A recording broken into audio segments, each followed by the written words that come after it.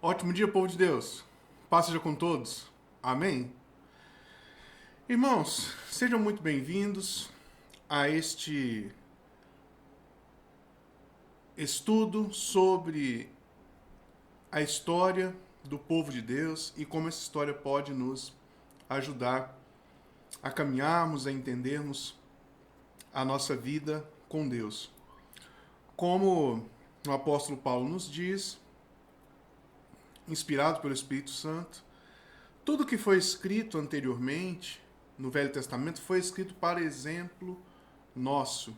Então, que nós busquemos a luz do Senhor Jesus, encontrarmos exemplos, encontrarmos direcionamentos do que devemos fazer, o que não devemos fazer, aqui no, nos livros do Velho Testamento, que é onde nós estamos agora.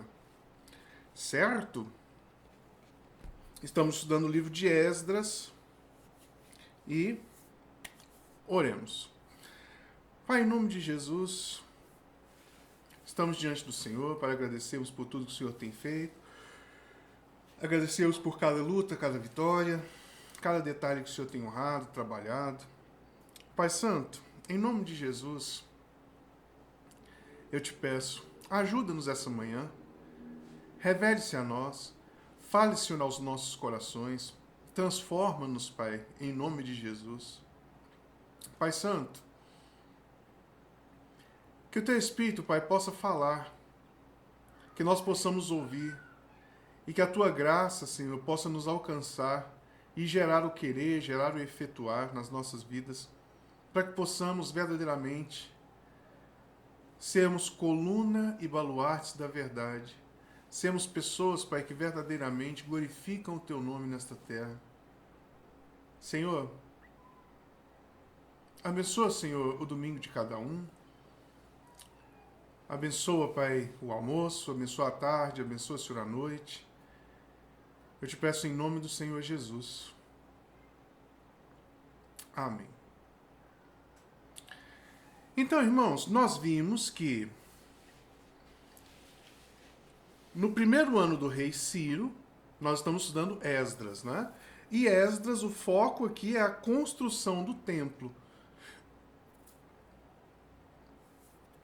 Então, no primeiro ano do rei Ciro, o Senhor toca o coração deste rei e ele... E ele ordena que seja construído o reino, o templo em Jerusalém, em Judá. E ele diz que todos deveriam ajudar, deveriam dar ouro, prata, todo tipo de coisa preciosa para essa construção.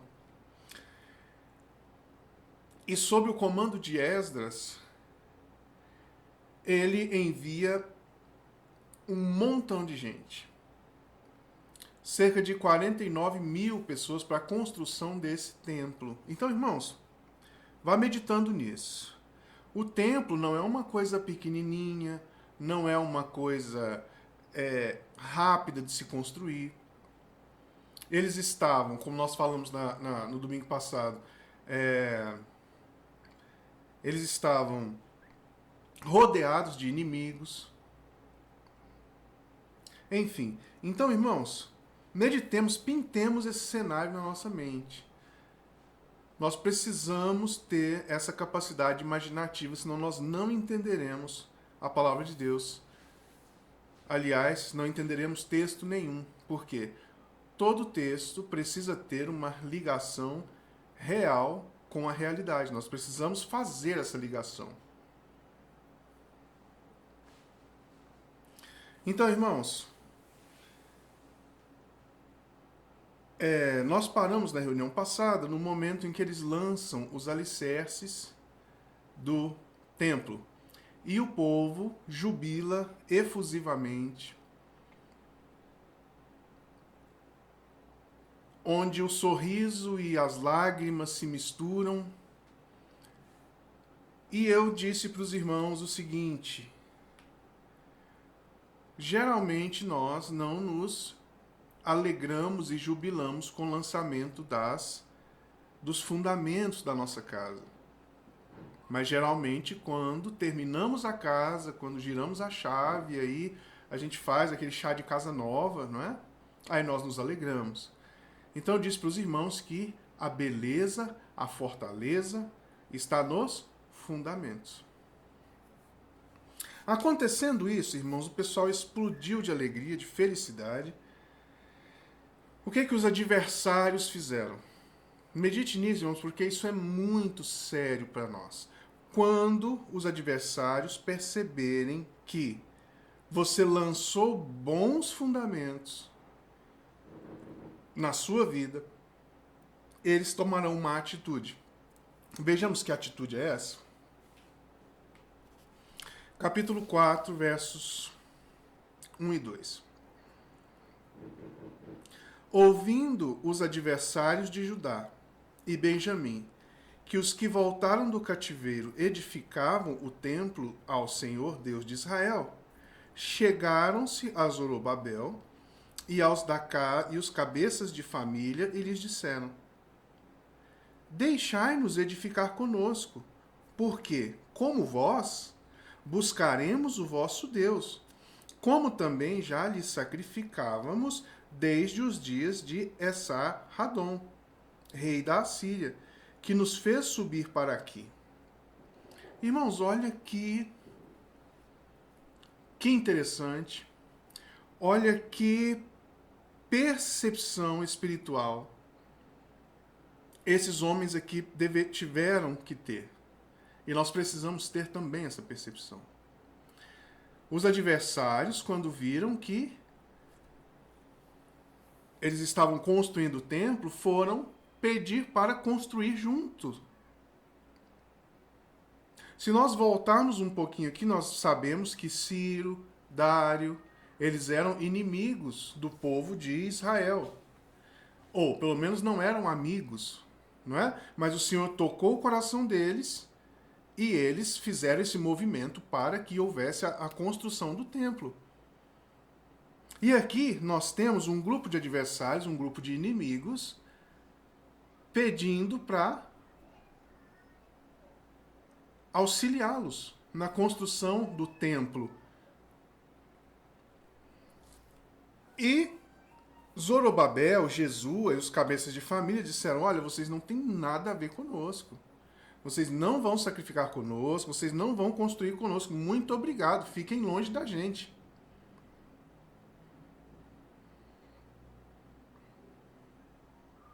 Então, irmãos, que o Senhor abra os nossos olhos, que nós vejamos verdadeiramente se o adversário, seja ele qual for, está se aproximando de nós para edificar o nosso templo. Nós podemos pegar desde da nossa vida pessoal até as congregações. Na nossa vida pessoal, você lança bons fundamentos e aí aparece aquele amigo, ou aparece aquele programa de computador, ou aparece tantas coisas e, nossa, quero juntar com você. Só porque, se você tiver os olhos abertos, você verá que esse ajuntamento será para destruição. Tá claro, povo de Deus? Quantas congregações hoje, assim que elas adquirem um número razoável de pessoas, vem um grupo político para poder ajudar na construção? Seria o momento dessas congregações resistirem e falarem assim: olha, não tem nada, você não tem nada a ver conosco. Mas muitas das congregações não têm essa percepção espiritual, que esses inimigos vão bagunçar com a vida da igreja, com a vida pessoal, com a vida como eles fizeram aqui.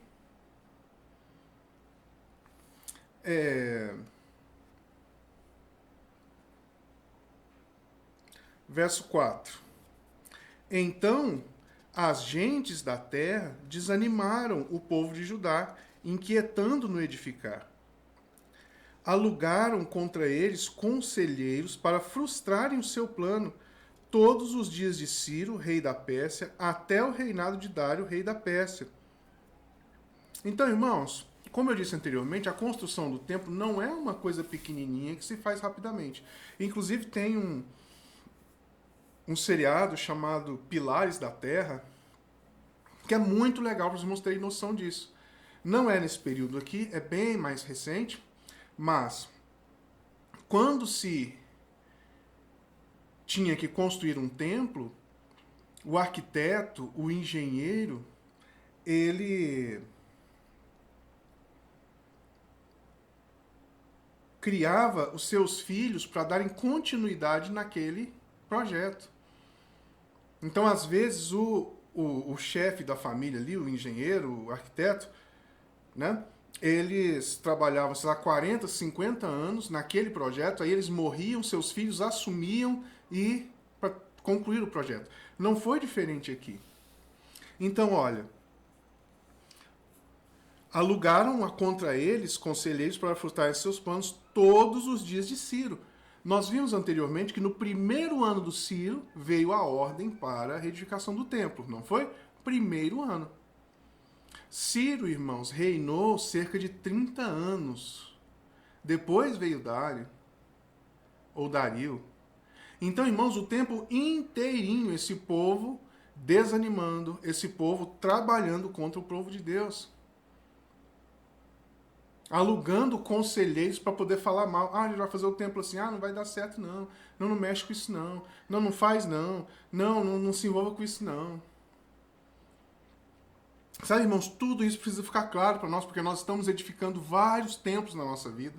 A empresa que você está edificando é um templo, o seu próprio corpo, a sua própria alma, espírito é um templo. A vida dos seus filhos, podemos aplicar também o que eu estou dizendo aqui, são filhos.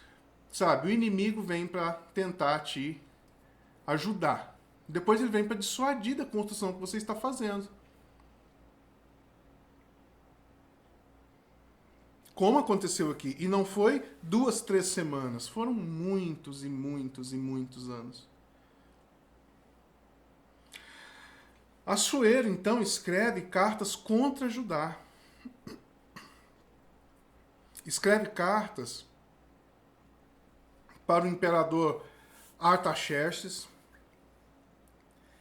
e falando coisas assim, olha, se esse povo edificar esse templo, eles não pagarão mais tributo, eles serão avessos, eles construirão cidades lá e se voltarão contra o Império Medo e Persa. Coisas desse tipo, para poder cancelar a obra, para poder destruir o projeto de Deus que estava na construção do templo. Irmãos, tem tanta coisa aqui, tanto detalhe que se aplica a nós assim, diretamente. Vá fazendo essa análise em nome de Jesus. Capítulo 4, verso 21. Agora, pois, dai ordem a fim de que aqueles homens parem o trabalho e não se edifique aquela cidade, a não ser com autorização minha. Aqui vem, vamos continuar lendo. Verso 24. Cessou, pois, a obra da casa de Deus, a qual estava em Jerusalém, e isso até o 2º ano do reinado de Dário, rei da Pérsia. Então, infelizmente, eles trabalharam, o inimigo trabalhou décadas, irmãos, para poder cancelar uma obra, e conseguiram cancelar. E aí vem o profeta Ageu e o profeta Zacarias e diz o seguinte ao povo: gente, olha, não vamos parar com a construção, não. A construção parou um tempo e depois Deus vem e fala: olha, não. Através de Ageu e Zacarias, vamos retomar a construção, porque nós não servimos a homens, mas nós servimos a Deus. Então o povo se anima com essa profecia e, em detrimento, irmãos, de tudo e de todos, eles recomeçam a construção do templo. Tudo a ver conosco. Irmão, se você foi dissuadido de alguma maneira, persuadido, a abandonar a construção do templo que você estava fazendo na vida da sua família, na vida dos seus filhos, na sua empresa, em você mesmo, irmãos, retome isso debaixo da palavra de Deus. Retome e faça o que Deus mandou você fazer. Não sirva a homens, não se limite a isso. Então, nesse tempo, Tatenai, o governador em Samaria, mandou perguntar sobre ordem de quem eles estavam novamente edificando o templo. E aí Tatenai pega e começa a enviar cartas a Dário. Irmãos, eu quero frisar isso. Tudo isso aqui, irmãos, levava tempo. Uma carta não é um e-mail como a gente manda hoje. Uma carta, ela vai lentamente, protegida por soldados, que passa dias. Judá, Babilônia, quilômetros e quilômetros de distância, percorridos a pé, a cavalo. Aí você pensa, mas as estradas estavam todas feitas. Vou te dizer, nem todas as estradas estavam feitas. Como a gente pensa hoje, a gente precisa ver isso aqui. Então eles começam a mandar cartas para a Babilônia, para saber para Dário, para saber sob ordem de quem, para poder impedir novamente aquela obra. Então, vamos ler aqui o verso 11. Esta foi a resposta que nos deram. Nós somos servos do Deus dos céus e da terra e reedificamos a casa que há muitos anos fora construída, a qual um grande rei de Israel edificou e a terminou. Mas, depois que nossos pais provocaram a ira de Deus nos céus, ele os entregou nas mãos de Nabucodonosor, rei da Babilônia, o caldeu, o qual destruiu essa casa e transportou o povo para a Babilônia. Porém, Ciro, rei da Babilônia, no seu primeiro ano, deu ordem para que essa casa de Deus se edificasse. Também os utensílios de ouro e prata, aí tudo aquilo que a gente falou na reunião passada. Ele mandou que fosse levado. Então, nessa troca de cartas vai, carta vem, carta vai, carta vem, o povo de Deus fala, nós somos servos de Deus, e explica essa situação para Dário. Então, vem a resposta de Dário.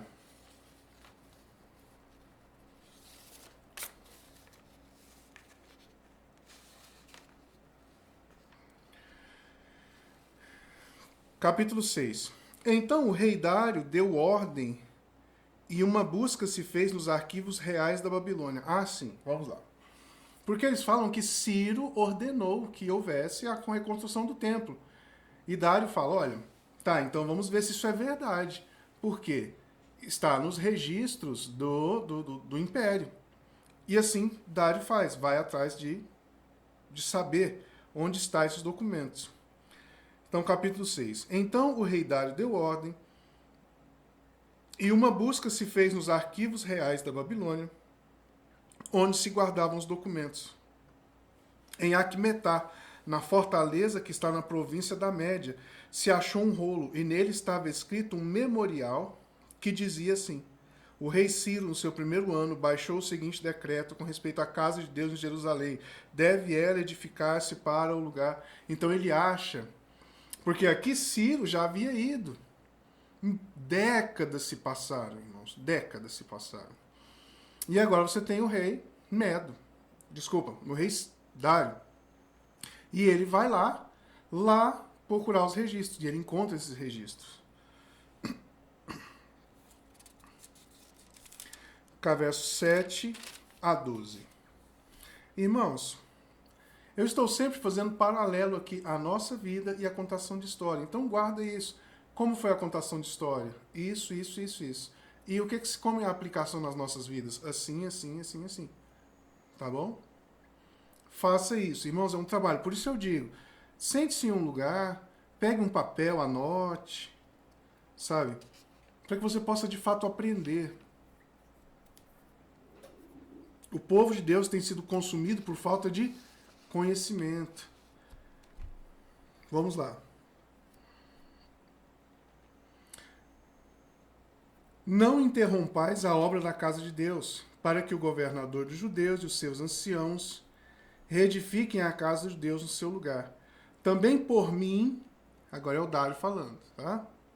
Se decreta o que haveis de fazer a estes anciãos judeus, para que reedifiquem a casa de Deus, a saber, que da tesouraria real, isto é, dos tributos da além do rio, se pague pontualmente a despesa a estes homens, para que não se interrompa a obra.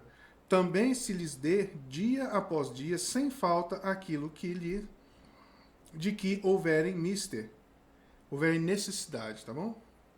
Novilhos, carneiros, cordeiros, para o holocausto de Deus dos céus, trigo, sal, vinho, azeite, segundo a determinação dos sacerdotes que estão em Jerusalém, para que se ofereça sacrifícios e aromas agradáveis ao Deus dos céus, e orem pela vida do rei e de seus filhos. Também por mim se decreta que todo homem que alterar este decreto, uma viga se arrancará da sua casa, e que seja ele levantado e pendurado nela, e que da sua casa se faça um monturo. Monturo, um monte de cinzas, tá bom? O Deus, pois, que fez habitar ali o seu nome, derribe a todos os reis e povos que estenderem a mão para alterar o decreto e para destruir a casa de Deus, a qual está em Jerusalém. Eu, Dário, baixei o decreto que se execute com toda a pontualidade. Irmãos, Aqui, irmãos, a gente tem uma junção de tudo que a gente tem conversado. Na última reunião de terça-feira de oração, nós falamos sobre a necessidade da persistente oração, do persistente trabalho em um determinado sentido. Sabe, irmãos, aqui, olha, foram décadas e décadas e décadas lutando e as pessoas desanimando e eles orando e eles enfrentando, eles agindo verdadeiramente, eles agindo em função do trabalho de Deus, na construção do templo, eles agindo e orando, sabe? Então aqui eles tiveram uma vitória enorme, mas após décadas. Como eu disse, irmãos, vários desses homens, várias dessas pessoas, com certeza já haviam morrido e passaram esse legado, passaram esse desejo a outras pessoas, aos mais jovens, e os mais jovens pegaram e continuaram a lutar. E assim foi. Sabe, irmãos? Então, não desistamos das orações. E, irmãos, assim como Deus deu vitória aqui, Deus nos dá a vitória hoje em Cristo. Nos termos de Cristo.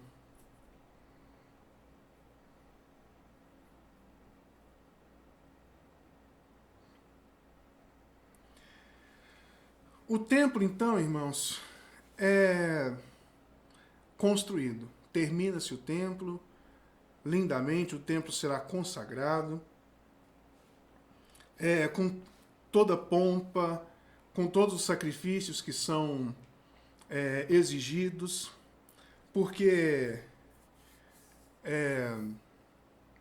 Esdras, ele era um especialista na palavra de Deus. Vamos ler uns textos aqui. Capítulo 7.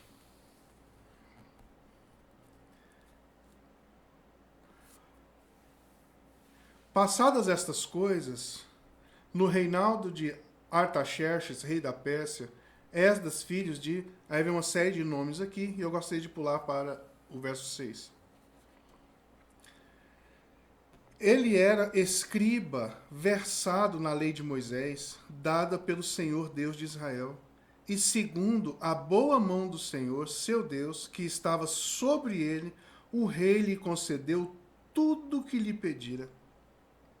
Também subiram a Jerusalém alguns dos filhos de Israel, dos sacerdotes, dos levitas, dos cantores, porteiros e servidores do templo, no 7º ano do rei Artaxerxes.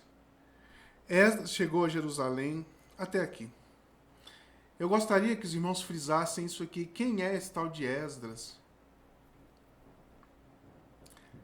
Ele era um escriba versado na lei de Moisés. E segundo a boa mão do Senhor Deus, que estava sobre ele, o rei concedeu tudo o que lhe pedira. Ele sabia a palavra de Deus, ele sabia o que Deus queria, ele tinha a palavra de Deus e a mão de Deus estava sobre ele. Vamos ler aqui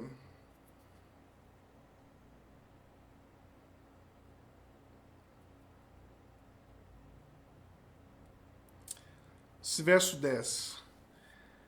Porque Esdras tinha disposto o coração para buscar a lei do Senhor e para a cumprir, e para ensinar em Israel os seus estatutos e os seus juízos. Então, irmãos, Esdras é essa pessoa que foi ele quem escreveu esse livro. E aqui ele entra na parada. Até agora ele foi contando histórias de profetas anteriores a ele, de pessoas que viveram antes dele. Que o Senhor nos dê um coração assim. Então vamos lá, continuando aqui. Versos 11 a 16. Cartas novamente, tá? Sendo trocadas. Esta é a cópia da carta do rei Artaxerxes que o rei Artaxerxes deu ao sacerdote Esdras, o escriba das palavras, dos mandamentos e dos estatutos do Senhor sobre Israel. Artaxerxes, rei dos reis, ao sacerdote Esdras, escriba da lei de Deus, do céu, paz perfeita. Por mim se decreta que, no meu reino, todo aquele povo de Israel e dos seus sacerdotes e levitas que quiser ir contigo a Jerusalém, vá, porquanto és mandado da parte do rei e dos seus 7 conselheiros para fazeres inquirição a respeito de Judá e de Jerusalém, segundo a lei do teu Deus, a qual está na tua mão, e para levares a prata e o ouro que o rei e os seus conselheiros espontaneamente ofereceram ao Deus de Israel, cuja habitação está em Jerusalém. Bem assim a prata e o ouro que achares em toda a província da Babilônia, com as ofertas voluntárias do povo e dos sacerdotes oferecidas espontaneamente para a casa de Deus, a qual está em Jerusalém. Então aqui nós temos mais um rei fazendo um outro decreto e declarando, olha, pode pegar uma turma e sair daqui e ir para lá e cuidar dos trabalhos de Deus em Jerusalém.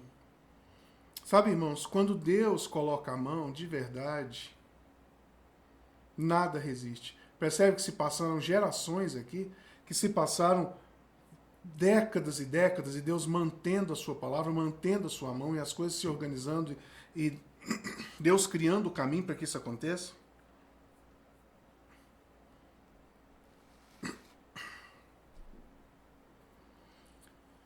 Glória a Deus por isso, que depois os irmãos leiam com atenção, com tranquilidade, para poder absorver isso e saibam, quanto mais os irmãos absorverem dessa palavra, mais confiantes os irmãos serão, mais aptos a viverem uma vida em conformidade com Deus, os irmãos estarão. Então aqui continua o texto falando, olha, vá. E aí acontece uma coisa muito interessante aqui, a gente está terminando, tá? Que eles pegam essas riquezas todas, irmãos, e é riqueza, muita riqueza. Tá aqui, vou ler. Capítulo 8, verso 24 Verso 25. Pesei-lhes a prata e o ouro e os utensílios que deram a contribuição para a casa do nosso Deus, a qual ofereceram o rei, os seus conselheiros e os seus príncipes e todo o Israel que se achou ali. Entreguei-lhes nas mãos 650 talentos de prata e em objetos de prata 100 talentos, além de 100 talentos de ouro, e 20 taças de ouro, e 1000 daricos, e 2 objetos lustroso e fino de bronze, tão precioso como o ouro. E aí vai. Eu acho muito interessante aqui, porque agora vem o momento em que veio a insegurança. E aí é muito interessante porque Esdras, ele pensa assim, é claro que nós precisaríamos de pessoas, de uma guarda para carregar tanta riqueza. Mas ele fica sem jeito de falar para Xerxes, a Artaxerxes, que precisaria de guardas para poder levar as riquezas. Por quê? Ele já tinha dito para Artaxerxes que Deus era com eles e Deus colocava a sua mão sobre eles e era proteção para eles e Deus os guardava na entrada, na saída, fez pregações para o Artaxerxes. Mas agora ele está com um montão de riqueza para poder caminhar por meses, né? Com aquele monte de riqueza, cheio de inimigo em volta que poderiam roubá-los, poderiam fazer uma série de coisas. Resumo da história. Ele não chama ele não pede a Artaxerxes um grupo de guerreiros para ir com eles. E, assim como ele falou para Artaxerxes, fez essa pregação para ele, sobre como era o Deus de Israel, assim foi. Eles chegaram sãos e salvos em Judá, em Jerusalém, né, capital de Judá, e aí fizeram uma repesagem de tudo.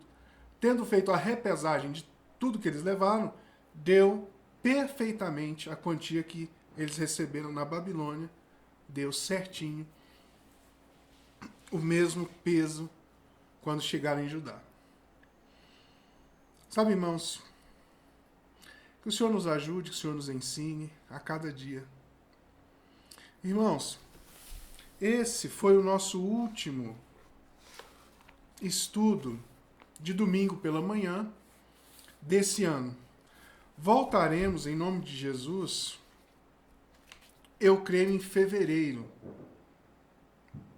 Então teremos dezembro e janeiro. Se você não estudou, se você não teve condição, se você perdeu algumas dessas aulas aí, volta lá, aprenda, estude, veja, para que nós possamos, com mais certeza, com mais clareza, avançarmos a partir do final de janeiro ou fevereiro, retomarmos e conhecermos mais da palavra de Deus.